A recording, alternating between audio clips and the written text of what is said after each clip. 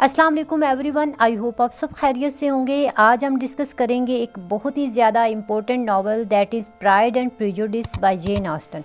Students, ये novel एक simple story है क्योंकि इस नावल की राइटर जो हैं वो हैं जेन ऑस्टन, जिन्होंने अपना ज़्यादा टाइम अपने घर के अंदर ही गुजारा। इसलिए जो कुछ वो नेबर्स में अपने घर के अंदर सोसाइटी में ऑब्ज़र्व करती रहीं, वही चीज़ें वो अपने वर्क्स में लिखती थी। इनके वर्क्स में ना तो कोई सुपर नेचुरल एलिमेंट्स का यूज़ हुआ है, ना ही कोई ट्रेजेडी हमें नज़र आती है और ना ही कोई वल्गैरिटी होगी।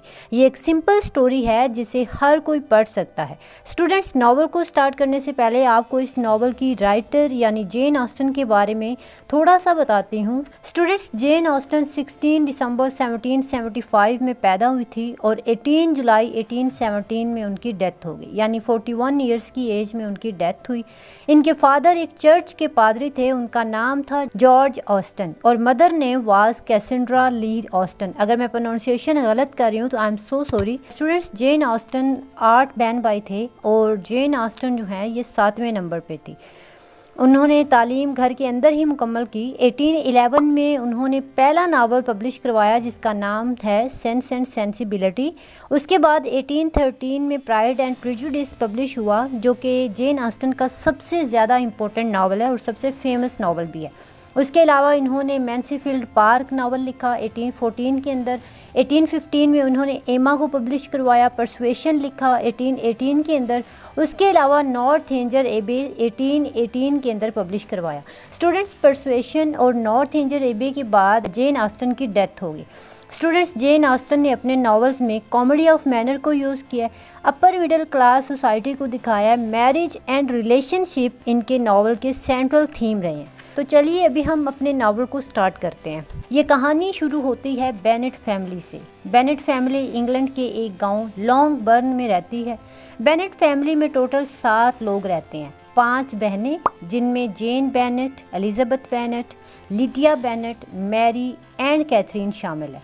इनकी मदर का नाम है Mrs Bennet and father's name is Mr Bennet. Students, इन 5 बहनों में एलिजाबेथ बेनेट सबसे ज़्यादा जीनियस है और सबसे ज़्यादा अट्रैक्टिव भी है, क्योंकि मिस्टर एंड मिसेस बेनेट का कोई भी बेटा नहीं है। तो मिसेस बेनेट टिपिकल मेंटालिटी रखती हैं। उनकी टिपिकल मेंटालिटी ये है कि वो अपनी बेटियों की जल्द से जल्द शादी करवाना चाहती हैं। वो चाहती हैं कि उनकी बेटियां जो हैं वो जल्द से जल्द अपने घरों में सेट हो जाएं। मिसेस बेनेट का इस दुनिया के अंदर सिर्फ एक ही मकसद है कि उनकी बेटियों की शादियां अमीर लोगों से हो जाएं।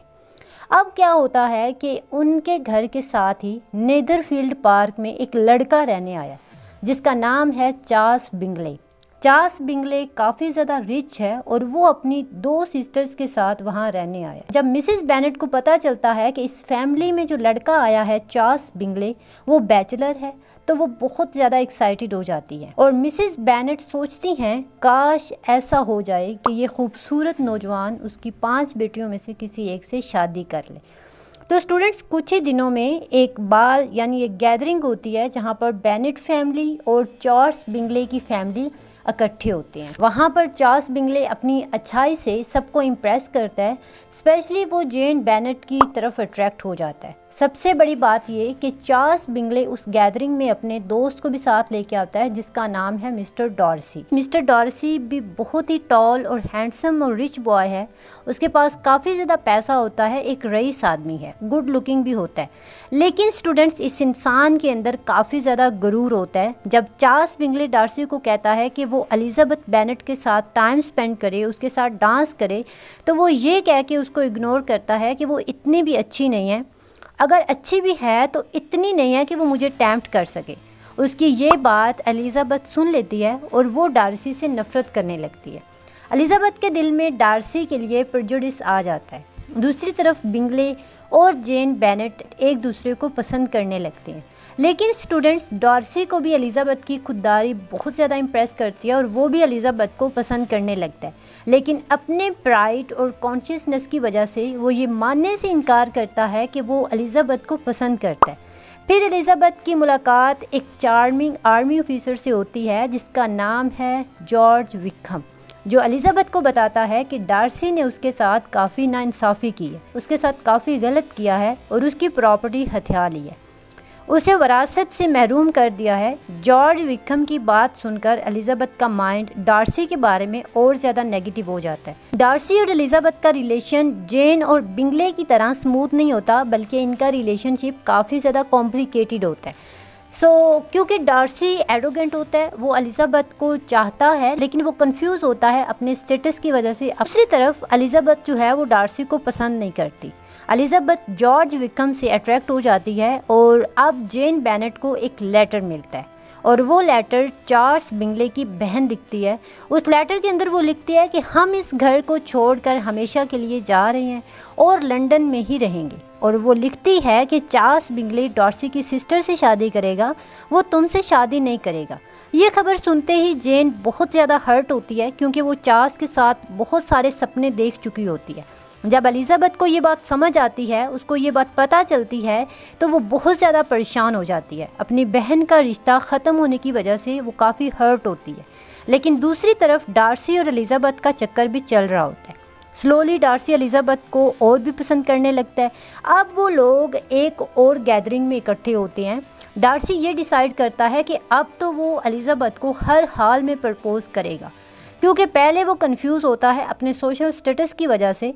डार्सी फाइनली एलिजाबेथ को प्रपोज़ करता है, लेकिन उसका प्रपोज़ करने का जो तरीका होता है वो काफ़ी प्राइड से भरा होता है।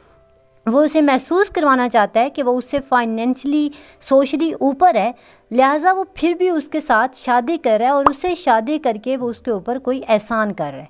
एलिजाबेथ एक खुददार लड़की होती है, वो डार्सी को फ़ौरन इनकार कर देती है और उसे कहती है कि तुमने चार्ल्स बिंगले को भड़काया है कि वो जेन से यानी मेरी बहन से शादी ना करे, और तुमने जॉर्ज विक्रम के साथ भी बहुत बुरा किया है। इस सब के बाद डार्सी वहाँ से चला जाता है, लेकिन वहाँ से जाने से पहले वो एलिजाबेथ को एक लेटर देता है, जिस लेटर के अंदर ये लिखा होता है कि चार्ल्स को जेन से शादी करने से विक्रम ने मना किया है। उसके अलावा जॉर्ज विक्रम ने तुम्हें जो कुछ बताया है वो सब गलत है, मैंने ऐसा कुछ भी नहीं किया। ये लेटर पढ़कर एलिजाबेथ के थॉट्स डार्सी के लिए चेंज होने लगते हैं। उसे गिल्ट फील होने लगता है कि उसने डार्सी के साथ गलत किया।